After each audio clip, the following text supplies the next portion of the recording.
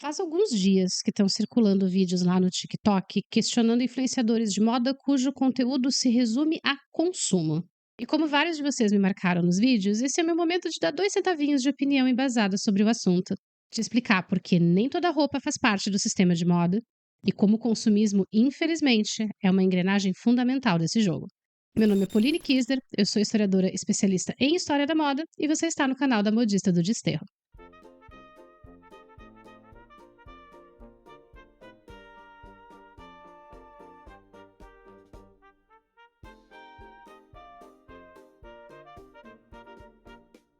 Olá, modistas! Tudo bem com vocês aí desse lado? Se você está caindo de paraquedas agora, você está chegando no canal, esse é seu primeiro vídeo, meu bem, seja muito bem-vinde. E é bem-vinde mesmo, porque se você não gostou e por um acaso ficou ofendido, então o meu bem-vinde funcionou belamente e serviu ao seu objetivo. Nesse canal a gente fala de história da moda, mais focada no que as pessoas comuns vestiam e menos em estilista europeu superestimado.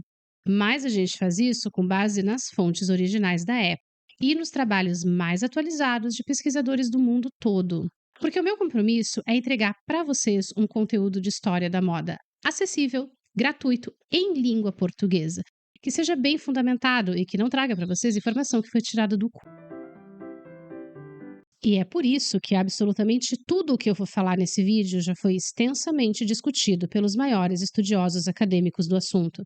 Todas as minhas referências estão listadas na descrição do vídeo para você consultar e verificar por conta própria. Que é para você não sair por aí, nem espalhando informação errada, muito menos passando vergonha de graça na internet. Todos os dias, em todos os lugares do mundo, milhares de pessoas têm uma coisa em comum. Elas precisam vestir algum tipo de roupa, que pode ser uma vestimenta tradicional, com centenas de anos de história e significados culturais profundos, produzida localmente, ou uma peça influenciada por tendências globais de consumo, produzida industrialmente e que muda conforme as tendências, principalmente da internet. Mas nem tudo que as pessoas usam para enfeitar ou proteger os seus corpos faz parte do grande sistema da moda. E para poder te explicar isso, eu vou precisar voltar um pouquinho no tempo. Roupas feitas de tecido, ou seja, entrelaçando fios horizontais e verticais, fios estes que eram produzidos a partir de fibras extraídas de plantas ou de animais, começam a ser registradas por volta de 9.000 anos atrás no território que hoje corresponde à Turquia. Essa área fazia parte do Crescente Fértil e que foi a região onde se registrou o desenvolvimento da agricultura, das primeiras cidades, mas também o surgimento do que a gente chama de sociedades complexas, aquelas onde cada grupo de pessoas possui funções específicas, sendo que algumas são donas da terra e dos rebanhos, outras trabalham nessas terras. Existem os que se especializam na produção de itens específicos, como ferramentas, um grupo responsável por garantir a segurança do território e um governo para organizar tudo isso. De uma maneira muito simplificada, esse é o sistema que encontramos no Egito Antigo, na Grécia, na Mesopotâmia, enfim.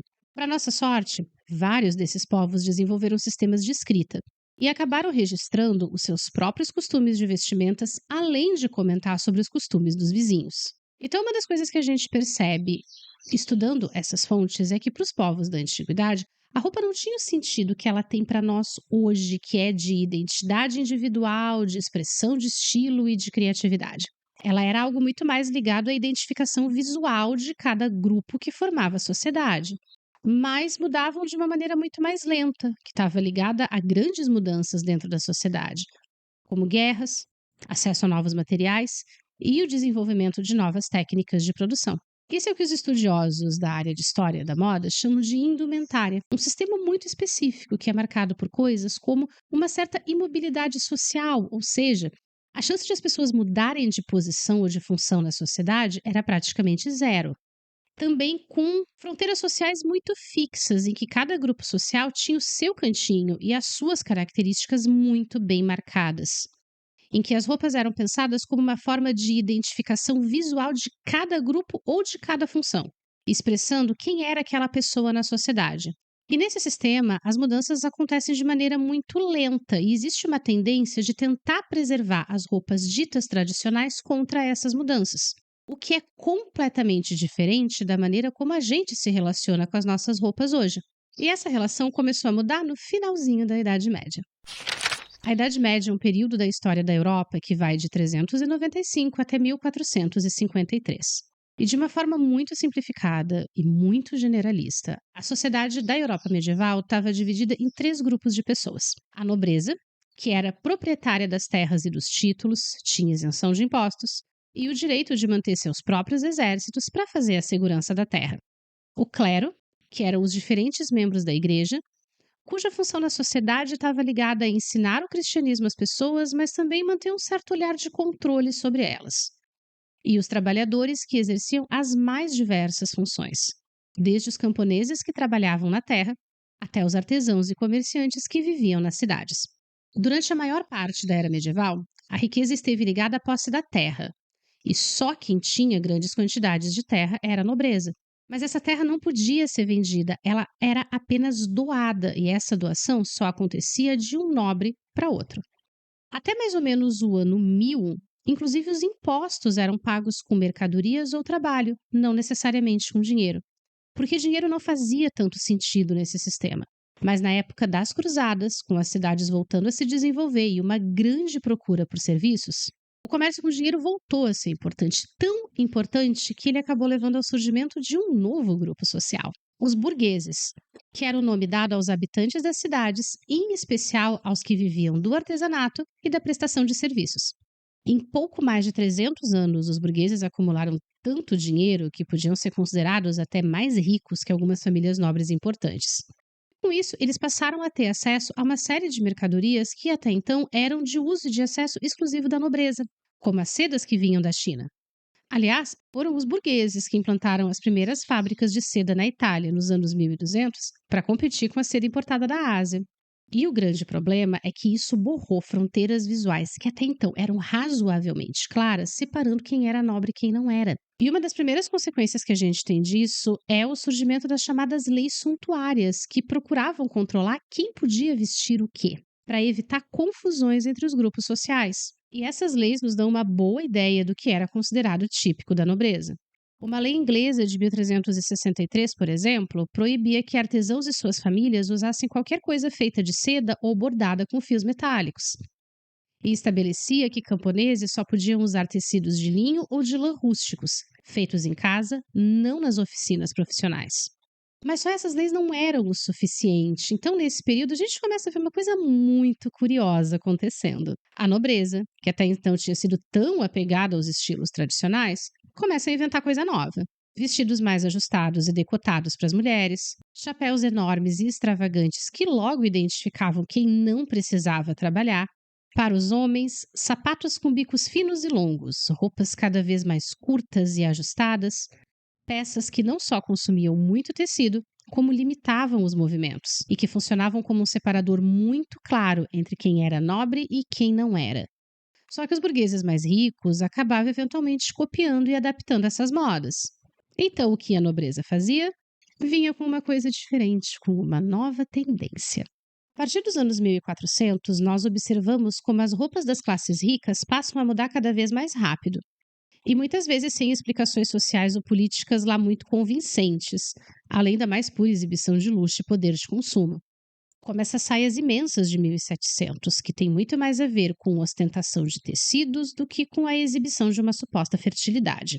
A gente também começa a ver o desenvolvimento da ideia de que alguns objetos e algumas roupas estariam ligados, seriam uma forma de expressão de bom gosto. Um conceito que estava ligado diretamente a ser nobre. Porque o bom gosto não era uma coisa que você adquiria, você tinha que nascer com ele, exatamente como sangue nobre. Mas também uma expressão de individualidade através das roupas, não só na escolha de cores e estampas, mas em detalhes pequenos, como acessórios, formato das mangas, decoração das roupas. Mas principalmente a ideia de que logo haveria novas tendências e que, para se afirmar como nobre na sociedade, era preciso seguir essas novidades à risca e de perto. Isso é o que os estudiosos da história das roupas chamam de moda. Um sistema marcado pelo dinheiro como nova moeda de troca e fonte de riqueza, fronteiras visuais entre os grupos um pouco mais fluidas e borradas, e uma intensa busca pela novidade como mecanismo de diferenciação. E para ganhar esse jogo, não bastava você ser nobre e ter dinheiro. Era preciso ser reconhecido como nobre e rico pelos outros nobres e ricos. E isso vinha através do consumo de luxo, que não era visto como uma escolha individual de gasto do seu dinheiro, mas como quase uma obrigação social da nobreza e de quem quisesse ser lido socialmente como rico. Mas o importante aqui é dizer que esse é um fenômeno europeu, que depois chegou em outras partes do planeta através da colonização. E que em cada região colonizada pelos europeus, essas ideias de moda, indumentária, atual, antigo, chique, brega são diferentes. E que às vezes ficam muito nebulosos nas colônias, então é complicado jogar esse conceito de moda europeu para analisar outras regiões do planeta na mesma época. Lá na Europa, o sistema de moda já estava caminhando com as próprias pernas em 1600. Mas foi só nos anos 1800 que o sistema de moda se estabeleceu definitivamente como uma regra para o Ocidente. Até 1750, quando os primeiros teares a vapor começaram a ser usados,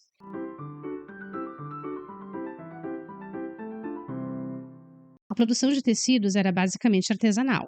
Mesmo os grandes teares de brocado de seda da Itália e da França dependiam 100% de força humana.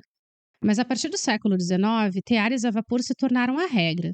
E além de produzir tecidos mais largos e muito mais rápido, esses teares tornaram os tecidos um pouco mais acessíveis.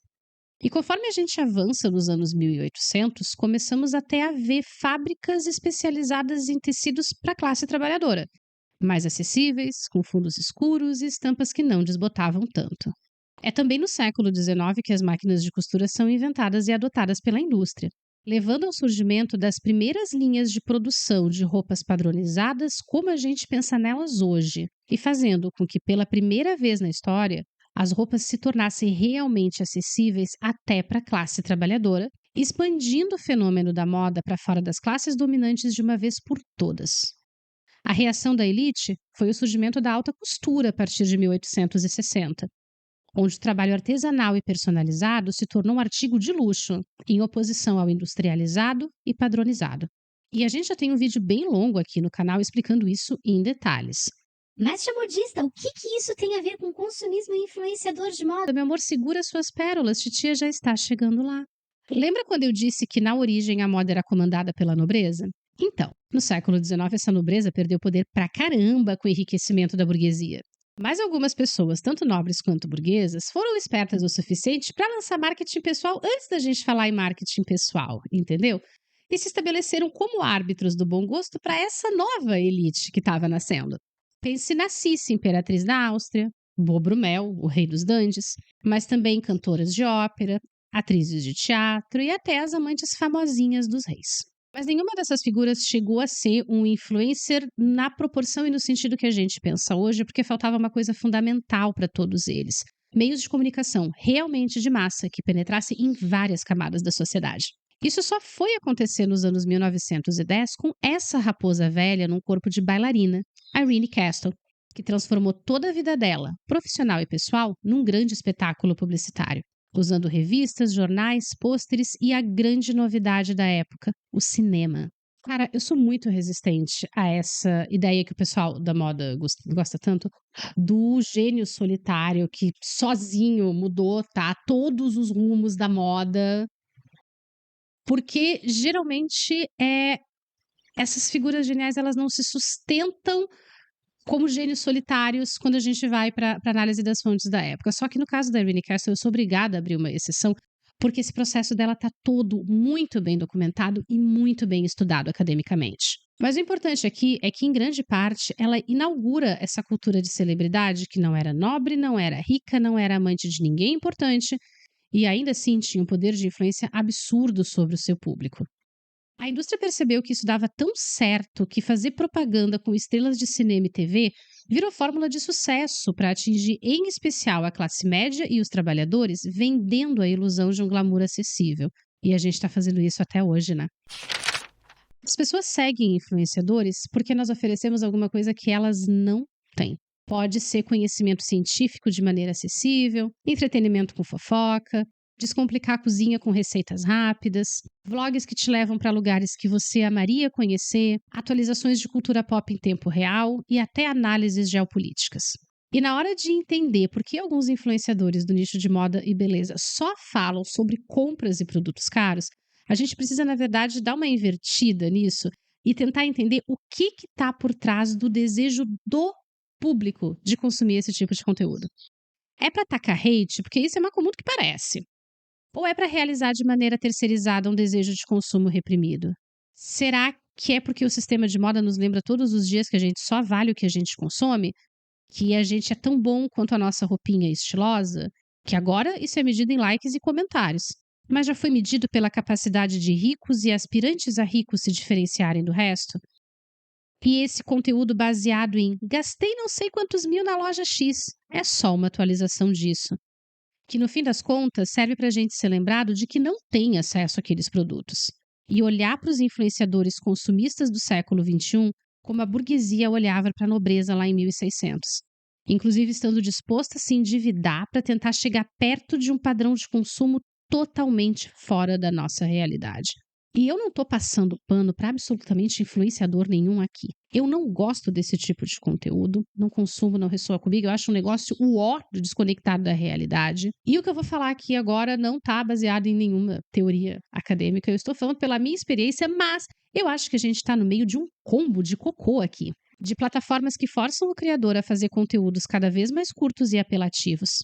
Do dinheiro absurdo que as cadeias de fast fashion investem em público e influenciadores de maneira totalmente não transparente, a falta de um mínimo de conhecimento técnico tanto sobre o sistema de moda quanto sobre tecidos e produção de roupas, e a gente não pode apagar o fator falta de noção. Porque se no mundo onde lixo têxtil é o segundo maior poluidor do planeta, grandes cadeias de loja pública e notoriamente se apoiam em trabalho análogo à escravidão, o mundo caminha para o caos climático, político e social. E a única coisa que você tem a oferecer para alguém é mostrar sacos e sacos de roupas descartáveis, usadas da maneira mais previsível e menos criativa possível. Você não é um criador de conteúdo, você é um cabide, no máximo um vendedor glorificado e ainda por cima sem direitos trabalhistas. Quando eu ainda estava na sala de aula, trabalhar sociedade de consumo era um dos meus momentos favoritos com o nono ano. E eu adorava usar um poema que o Carlos Drummond de Andrade escreveu em 1984, que se chama Eu, Etiqueta. E tem um pedacinho dele que diz isso aqui. Estou na moda, é doce estar na moda. Ainda que a moda seja negar minha identidade, trocá-la por 1000, assambarcando todas as marcas registradas, todos os logotipos do mercado. Fugir do ciclo de consumo da moda é um negócio virtualmente impossível para a gente. A menos que você controle toda a cadeia de produção da sua roupa, da extração da fibra até o último botão. E não, comprar uma blusinha na Shein e usar ela até se desfazer não te faz uma cúmplice maléfica do fast fashion. Agora, comprar o que você não precisa para usar uma única vez e descartar depois, aí, meu amor, não dá para te defender, né? Do mesmo jeito que não dá para defender quem, em pleno 2025, ainda acha que moda se resume a marca e tendência de TikTok. E que ainda não entendeu que roupa é uma forma de comunicação que conta para o mundo quem você é, no que você acredita e de que lugar você está vindo para dizer as coisas que você diz.